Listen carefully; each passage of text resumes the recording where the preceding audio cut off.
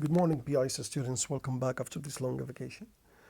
You know that we are done with Macbeth before going out to the winter break, and today we're gonna continue, or we're gonna recap the drama all in all. But before we start recapping the drama, let's play this game or practice this activity. I want you to look at this photo and try to compose 5 words from these letters. Let me start. Um, mm, okay, well, let's pick up the word guilty and the guilt. And we can relate these 2 words to Lady Macbeth and the Macbeth for the misfortune they did through the drama. And later on in the class, we're going to discuss in details the words that we can pick or we can come out with, and then we can discuss the relationship or the connection that you can relate to the characters. Sorry. So, first of all, we said Shakespeare wrote this story, this drama, for King James I for many reasons. First, King James I was obsessed with demonology, the idea of magic and witches and the ghosts and superstition and so on. Number two, King James I experienced the gunpowder plot, an assassination attempt.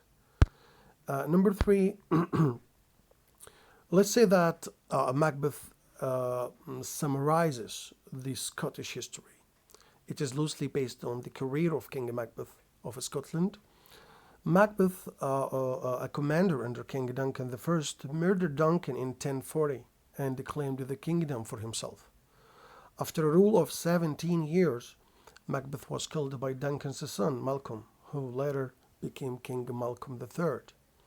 And Banquo was written as a good guy since King James I was one of his descendants. So that's why Shakespeare tried to depict Banquo as a good guy who is a loyal, who, fair in his thinking and so on. Last thing, Macbeth is considered a short play because King James I liked short plays. So, to understand the play well, you have to know these terms. The Elizabeth drama. They are plays that turn away from religious subjects and begins to model ancient Greek and Roman plays with sophisticated plots. We said Macbeth is a tragedy. Why? It's a serious play in which the chief characters, the main characters, pass through a series of misfortune, eventually leading to a catastrophe and a downfall. And we said Macbeth himself was a tragic hero because at the beginning of the drama, he was portrayed, or he was described as a brave hero loyal to the king, and he is strong and so on. But he has a small defect that causes his downfall, which is over ambitious. Macbeth consisted of 5 acts. Act 1, happiness for Macbeth, for Lady Macbeth, for Duncan. They get rid of the traitor, and they saved Scotland from treason. Act 2, the conflict begins, and the conspiracy to kill Duncan's is plotted out. Act 3, conflict could have been avoided, but it's too late. Act 4, downfall and the catastrophes. Act 5, the consequences and the downfall of the hero. Also, you have to know these terms also to understand the theater or the stage directions, like what is the difference between a side and the soliloquy, the prophecy and the paradox and so on.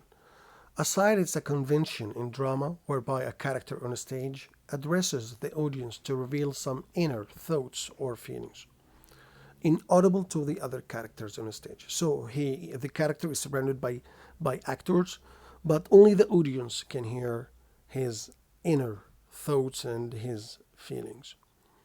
Soliloquy, it's a monologue delivered by a character alone on the stage. So the character is speaking alone on the stage trying to reveal his inner thoughts, emotions, and so on. The prophecy, we said, is the predicted fate, and the paradox, it's like opposite phrases, like the statement which reveals a kind of truth, which at first seems contradictory, like foul is fair and fair is foul, which is said by the witches at the beginning of the drama. So let's go for the setting of Macbeth. Most of the events happen in Scotland, in Inverness, and in Cawdor and the Glamis in England, and then Ireland and Norway attacked Scotland and how they defend their country and so on. And these are most of the main characters who played an important role in the story. Take a second reading them. We're going to comment on each character later on when we start our Zoom session. So one of the big themes that we're going to discuss together is the theme of kingship. Our two main examples of kingship in Macbeth are Macbeth himself and Duncan. And it's fair to say that the two are held up as opposites to each other. In Act 1, Scene 2, we see Duncan punishing the traitor, the treacherous, the former Thane of Cawdor, and rewarding the faithful Macbeth. And we said Macbeth was seen at the beginning of the drama as a brave hero, as a loyal commander. And Duncan said, "No more that Thane of Cawdor shall deceive our bosom interest. Go pronounce his present death, and with his former title greet Macbeth." So this is how Duncan, punished the traitor, and he rewarded the faithful. But on the other hand, this is raising the question, what does it mean to be a good king? And could Macbeth ever have been one?